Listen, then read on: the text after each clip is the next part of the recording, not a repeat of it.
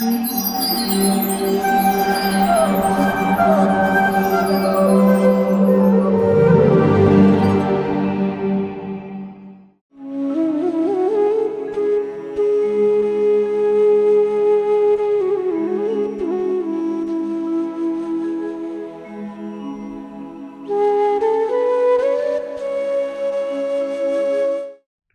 कृष्णा। इस कार्यक्रम में आप सभी का हार्दिक स्वागत है। हमारे वक्ता हैं श्रीमान ब्रजविलास प्रभु जी। उनका जन्म मथुरा के निकट एक गांव में हुआ था। सन 1988 में अंतर्राष्ट्रीय कृष्ण भावनामृत संघ इस्कॉन के संपर्क में आने के बाद सन 1991 में प्रभु जी ने इस्कॉन के संस्थापक आचार्य AC भक्ति वेदांत स्वामी प्रभुपाद के प्रिय शिष्य परम पूज्य लोकनाथ स्वामी महाराज से दीक्षा प्राप्त की। सन 2002 से ही प्रभु जी अपने गुरु की आज्ञानुसार देश और विदेशों में भगवत कथा का प्रचार कर रहे हैं और मॉरिशस, म्यांमार तथा भारत के कई क्षेत्रों में भगवत कथा द्वारा अनेकों लोगों को भक्ति पथ से जोड़ रहे हैं।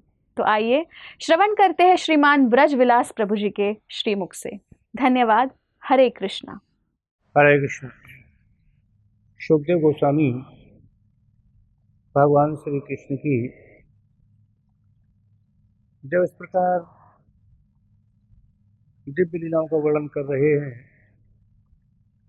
महाराज परीक्षित अति प्रसन्न हो रहे हैं और उनकी श्रवण करने की पिपासा बढ़ती जाती है और बोले, गुरुजी भगवान श्री कृष्ण की कोई अन्य लीला का भी वर्णन करो। सुखदेव गोस्वामी कहते, राजन तुम बड़े भाग्यशाली हो जो भगवान की लीला कथाओं के श्रवण करने में आपकी कितनी भारी रुचि है, क्योंकि वही वास्तव में व्यक्ति बड़ा ही परम भाग्यशाली है जो भगवान श्री कृष्ण की लीला कथाओं के श्रवण करने में रुचि लेता है। सुखदेव गोस्वामी आगे की कथा का वर्णन करते हैं। बोले कदा क्वचित बनासाय मनो दधत ब्रजात, क्वचित बनासाय मनो दधत ब्रजात, प्रातः समुत्थाय वयस्य वत्सपान् प्रबोधयन् संगर्वेणुचारुणा विनिर्गतो वत्सपुरः सरोहरि। सुखदेव गोस्वामी कहते हैं, परीक्षित भगवान श्री कृष्ण ने बाल्या अवस्था में ही वत्सासुर का भी उद्धार किया ही, और एक असुर और बगुले के रूप में गया था बकासुर, उसका भी भगवान ने उद्धार किया। एक दिन भगवान श्री कृष्ण वन में भोजन करने की इच्छा से बड़े तड़के सुबह उठे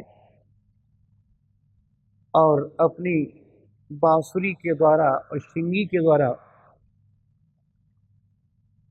सभी सखाओं को उन्होंने बताया, केवल बांसुरी में, और कहा, सखाओ जल्दी उठो और अपने अपने घरों से खाद्य सामग्री अर्थात वन में ही आज हम ब्रेकफास्ट नाश्ता करेंगे और अपने अपने घर से खाने की सब वस्तुएं लेकर के आइए।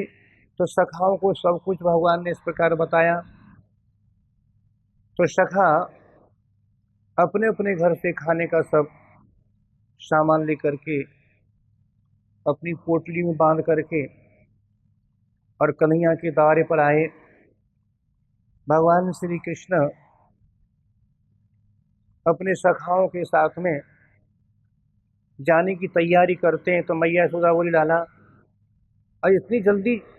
बोले, हाँ मैया, आज हम मैं घर पे भोजन नहीं करूँगा, आज तो बस हमारा टिफिन रख दे, हमारी जो नाश्ता है बस एक पोटली में बांध दे और आज हम वन में ही भोजन करेंगे। तो भगवान श्री कृष्ण जब इस प्रकार मैया को कह रहे तो मैया ने नाना प्रकार के बहुत सुंदर चारों प्रकार के जो संदेश इत्यादि चारों प्रकार के बहुत स्वादिष्ट भोजन मैया ने कन्हैया के साथ रख दिए और कन्हैया सखाओं के साथ में अपने बड़े भाई बलराम के साथ में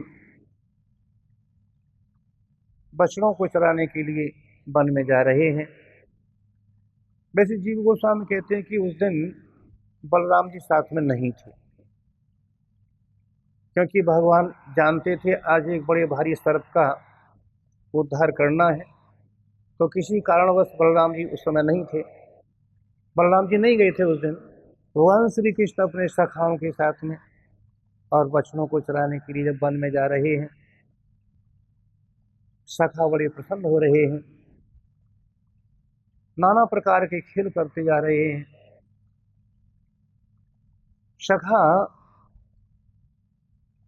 दौड़ दौड़ के कन्हैया के पास आते हैं और बड़े प्रसन्न होते हैं और कहते हैं देखो मैंने सबसे पहले कन्हैया को छुआ है।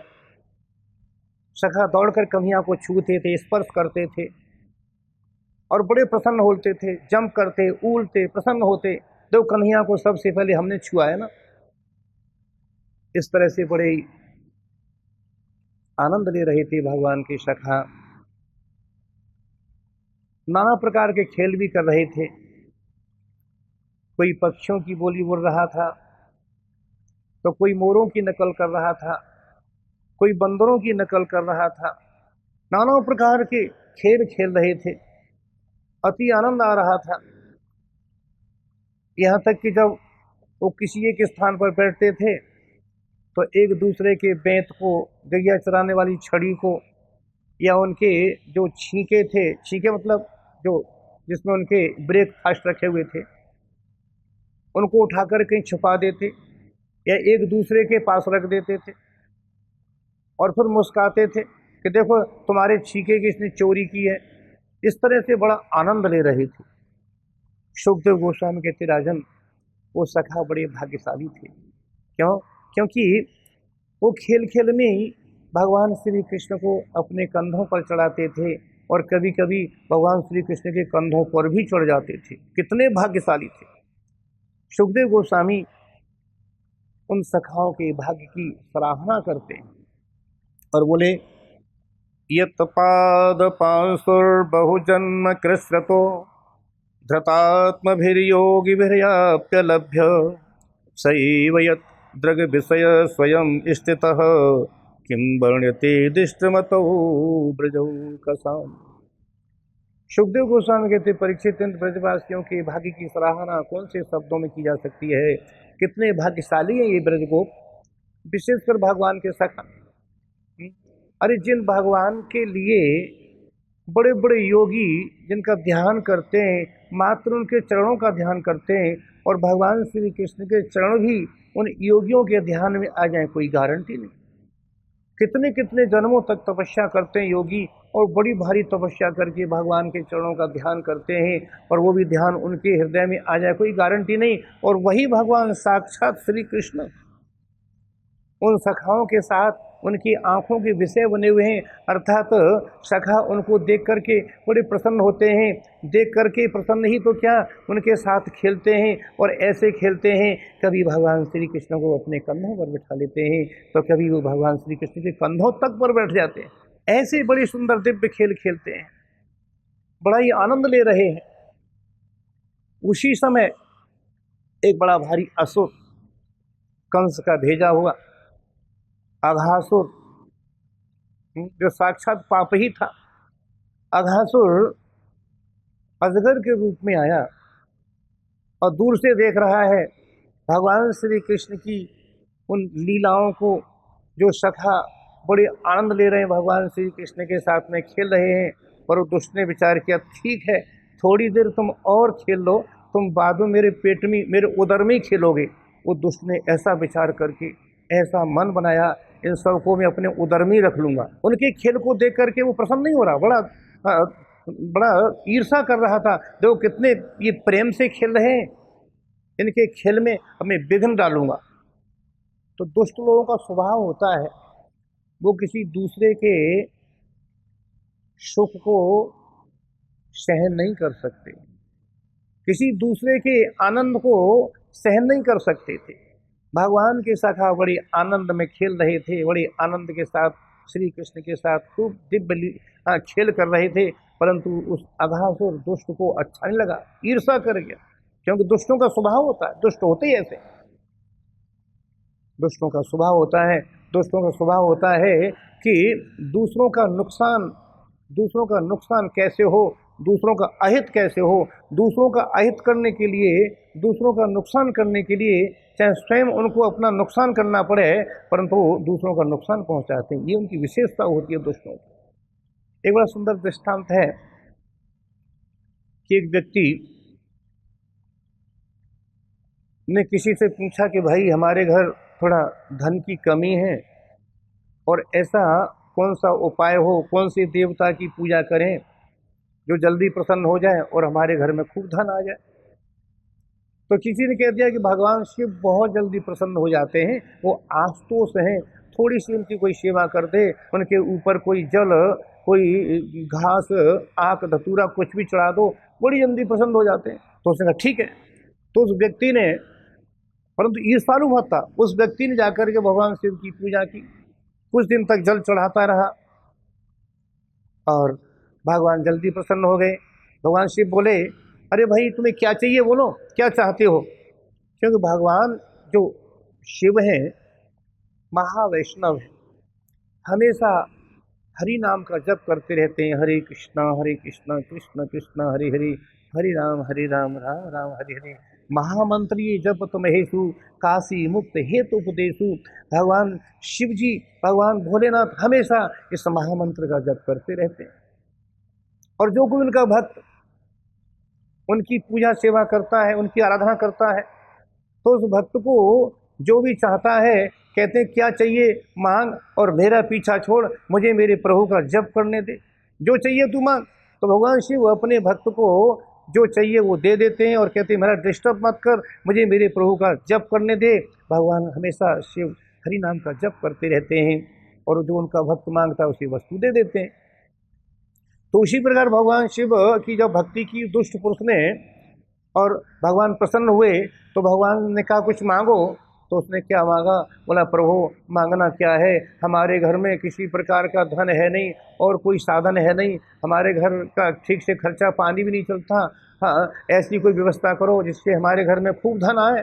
भगवान शिव बोले ठीक है, तुम्हारे घर में खूब धन आएगा, एक उपाय बताता हूँ, ये मेरे बहुत सारे घंटे टंगे हुए हैं, एक घंटा को ले जाओ, और तुम्हें किसी भी वस्तु की आवश्यकता हो, धन की, अन्न की, और भी किसी वस्तु की आवश्यकता हो, केवल घंटे को बजाना है, हमारा स्मरण करते हुए जो भी चाहोगे वही वस्तु तुम्हारे पास आ जाएगी, ये विशेषता है उस घंटे में। तो व्यक्ति बोला ठीक है महाराज, प्रभु ये तो आपने बहुत बढ़िया चीज़ दी। भगवान शिव बोले पर इसमें एक विशेषता और है। बोले क्या?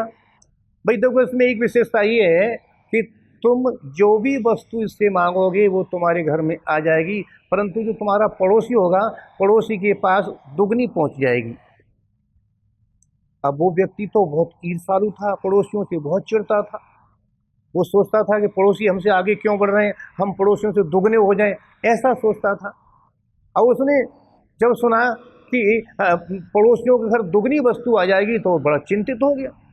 भगवान शिव से तो कुछ बोला नहीं, घंटे को लेके घर पे आ गया, पर घंटे को घर पे लेकर के आ तो गया पर घंटे को बजाता नहीं। क्यों नहीं बजाता? उसका दुष्ट स्वभाव है।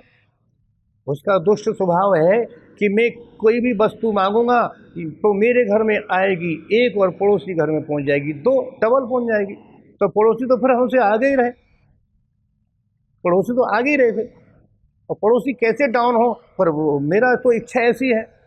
पर उसने उस घंटे को बजाया नहीं, घंटा नहीं बजाया। घर में खाने के लिए कुछ है नहीं, भूखों मर रहे हैं, पर घंटे को नहीं बजा रहा। एक दिन अपनी पत्नी से बोला, देवी अब हम थोड़ा कहीं किसी शहर में जाकर के जॉब नौकरी करेंगे, धन कमाएंगे, घर में कुछ व्यवस्था है नहीं। ठीक है महाराज। तो अपनी पत्नी से कह करके वो किसी शहर में नौकरी करने के लिए जाता है, नौकरी करता है। कोई बढ़िया तो नौकरी से मिलती नहीं क्योंकि ईर्ष्यालु है। और इधर उसकी पत्नी घर में रह रही है, खाने के लिए कुछ है नहीं, बड़ी भारी चिंतित है, क्या करें, कैसे व्यवस्था हो खाने पीने की। पर हमारे घर में खाना पीना क्यों नहीं आता, इतने हम गरीब क्यों हैं, कारण क्या है? ऐसा विचार किया उस पुरुष की स्त्री ने, ईर्ष्यालु पुरुष की स्त्री ने ऐसा विचार किया कि आखिर हमारे घर में धन क्यों नहीं आता। ओह, मैं समझ गई, हमारा घर बहुत गंदा संदा पड़ा है ना, तो घर की खूब सफाई करते हैं। तो उस स्त्री ने घर को खूब ठीक से झाड़ा बुहारा और गाय के गोबर से खूब उसका लेप किया, लेपा पोता ठीक से, अच्छा घर को सुंदर बनाया। जब घर को सुंदर बना रही थी, झाड़ बुहार रही थी, तो उस समय एक कोने पर घंटा भी रखा हुआ था, उस कोने को भी साफ करना था। जैसे ही उसने घंटे को उठा करके दूसरी जगह रखना चाहा, घंटा बज गया। घंटा बजते ही चमत्कार हो गया, वहाँ तो सोने की थाली में 56 प्रकार के स्वादिष्ट भोजन, स्वादिष्ट व्यंजन उसके सामने आ गए। अब वो बहुत दिन की भूखी तो बेचारी थी, उसने सबसे पहले पेट भर के खूब भोजन किया। जब खूब पेट भर के भोजन उसका हो गया, फिर विचार किया कि ये सोने की थाली में इतने स्वादिष्ट भोजन आए कहाँ से, कोई देने तो आया नहीं, ये अचानक कहाँ से आ गए, ये विचार करने लगी। उसकी समझ में, हाँ मैं समझ गई, जब ये घंटा हिला था, घंटे की आवाज़ हुई थी, उसी समय सोने की थाली में सुंदर भोजन आया था। इस घंटे में कुछ विशेषता है, चलो इसकी परीक्षा लेके देखते हैं। तो उसने घंटे को बजाया और कहा, हे घंटा जी, यदि आप में कुछ विशेषता है तो हमारा घर टूटा फूटा हुआ है, बढ़िया सा घर हमारा बन जाए। घंटा में तो विशेषता थी, भगवान शिव का ये आशीर्वाद था, तो उसका बहुत सुंदर घर बन गया, अच्छा घर बन गया, अति सुंदर। अब तो वो जो वस्तु मांगे कि ये वस्तु चाहिए, वो वस्तु चाहिए, जिस वस्तु की इच्छा हो घंटे को बजाए वही वस्तु प्राप्त कर ले, बड़े आराम से ठाठ से रहने लगी। इधर उसका पति जो बड़ा ईर्ष्यालु था ना, वो कई जगह भटक भटक के घर पे आया, कहीं ठीक से उसको जॉब भी नहीं लगा, कहीं नौकरी भी ठीक से नहीं मिली, भटकता ही रहा वो। आखिर जब घर पर लौट करके आया तो देखा घर तो बहुत सुंदर बना हुआ है। जैसे ही घर पे आया तो उसकी पत्नी ने तुरंत ही उसको ठंडा जल लेकर के आई और बैठने के लिए आसन डाला, परंतु न तो बैठता है वो और न ठंडा जल पीता है। चारों तरफ देखता है, इतना बढ़िया ये घर कैसे बना, धन पैसा कहाँ से लाई। उसकी पत्नी बोली, महाराज मैंने कोई गलत काम थोड़ी किया है, कोई गलत काम करके पैसा नहीं लाई मैं। बोले, फिर तुमने इतना अच्छा भवन कैसे कैसे बनाया, कहाँ से पैसा लेके आई? अरे महाराज, ये तुम्हारे घंटे की विशेषता ऐसी थी कि घंटा जो रखा हुआ था ना, इसमें विशेषता थी, तो घंटे से जो भी मांगो वही वस्तु आ जाती है। सारी बात बताई उसने, शुरू से लेके अंत तक सारी बात बता दी, घंटे में ये विशेषता है। अब तो व्यक्ति ईर्ष्यालु था ही था, बड़ा ईर्ष्यालु था। उसने जल तो पिया नहीं, न तो वो आराम से बैठा, बोला घंटा को लेके आओ। उसने विचार किया कि देखो यहाँ तो हमारा एक ही भवन बना है, हमारा एक मंजिल मकान बना है, और पड़ोसियों के डबल स्टोरी बन के तैयार हो गए। उनको डबल लाभ, उन्होंने कोई तपस्या नहीं की, कोई ऐसा कोई परिश्रम नहीं किया। हमने कितनी भारी तपस्या की भगवान शिव की, तब ये घंटा को प्राप्त किया। उन्हें मुफ्त में ही सारा लाभ मिल गया और वो भी हमसे डबल लाभ मिला है। ईर्ष्यालु था ही था। अब इनके लाभ को, इनके घरों को कैसे नष्ट किया जाए, ऐसा विचार किया और कहा ठीक है, उस घंटे को लेके आओ। और उसने घंटा मंगा लिया वो। अब घंटे को उसने बजा के कहा कि हे घंटा जी, यदि आप में कुछ विशेषता है तो हमारे घर में एक कुआं हो जाए, एक कुआं। तो उसके आंगन में एक कुआं हो गया, पड़ोसियों के आंगन में दो दो कुआं हो गए, क्योंकि पड़ोसियों को डबल लाभ मिलता था। अब उसने कहा कि मेरी एक आंख फूट जाए। ये दुष्टों का स्वभाव होता है ना, अपना नुकसान करके दूसरों का नुकसान करना चाहते हैं। उसने कहा मेरी एक आंख फूट जाए। तो उस ईर्ष्यालु व्यक्ति की तो एक आंख फूटी, और पड़ोसियों की दोनों आंखें फूट गई, क्योंकि पड़ोसियों को डबल लाभ मिलता था सब तरह से। अब जिसके आंगन में दो दो कुआं हो, क्योंकि पड़ोसियों के आंगन में दो दो कुआं हो गए और दोनों आंखें उनकी फूट गई, तो जिसके आंगन में दो दो कुआं हो और दोनों आंखें साफ हो गई हो, दोनों आंखें नहीं हो, तो क्या होगा? वो जैसे ही घर से निकलते, जैसे ही बाहर निकलते, धड़ाम से कुएं में गिर जाते थे। तो इसका तात्पर्य क्या है? जो दुष्ट पुरुष होते हैं, दुष्ट पुरुष किसी दूसरे के सुख को नहीं देख सकते, दूसरे का सुख उनसे सहन होता ही नहीं। पर भगवान शिव ने कहा दुष्ट, तू अब जैसा था ना वैसा ही हो जा, सारी शक्ति घंटे की छीन ली उसने। तो उसी प्रकार ये जो अघासुर है, अघासुर भगवान के सखाओं का जो सुख था, भगवान के सखा बड़ी आनंद ले रहे थे, कन्हैया के साथ में खेल रहे थे, बड़ी मस्ती मौज मस्ती ले रहे थे, पर अघासुर दुष्ट तो था ही,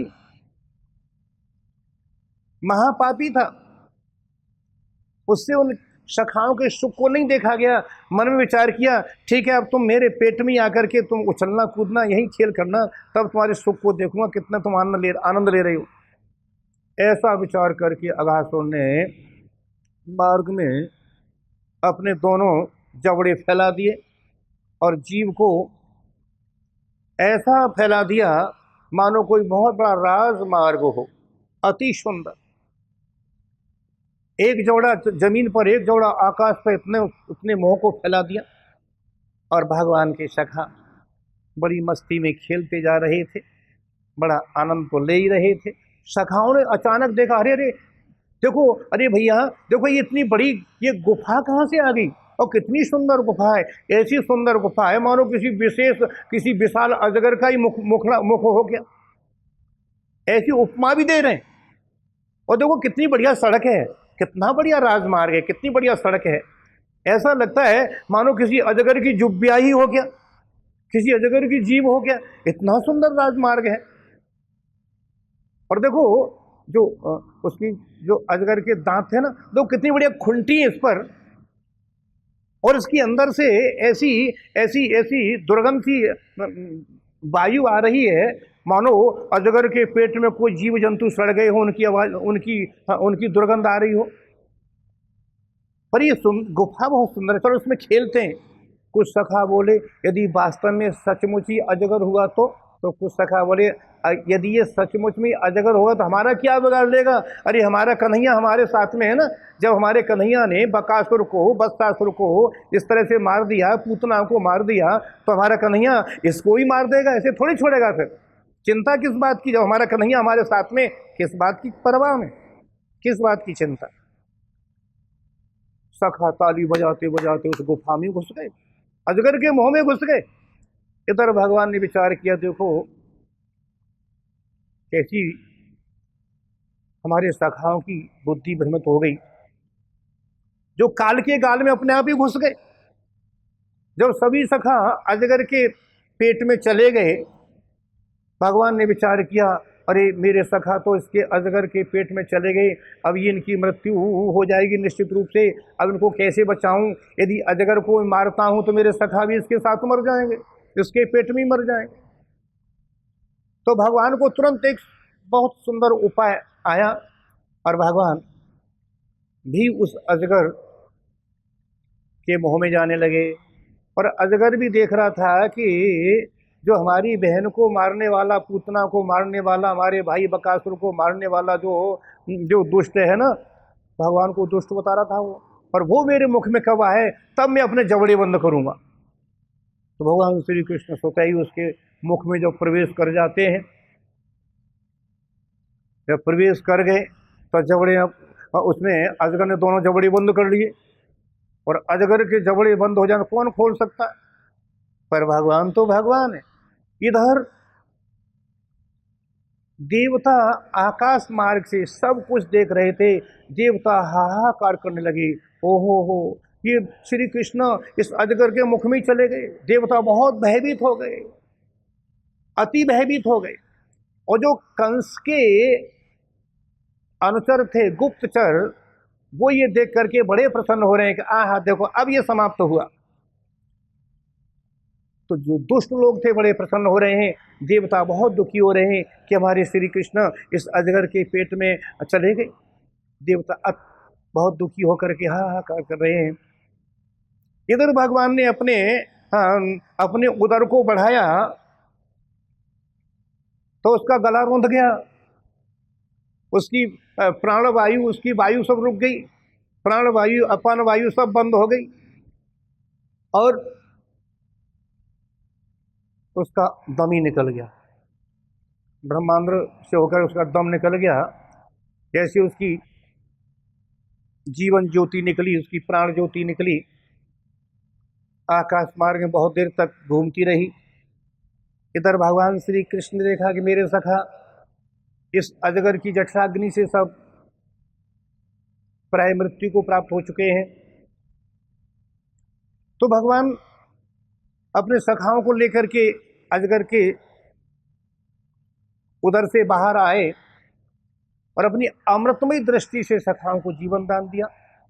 सभी सखा जीवित हो गए और एक दूसरे की ओर आश्चर्यचकित देख रहे हैं।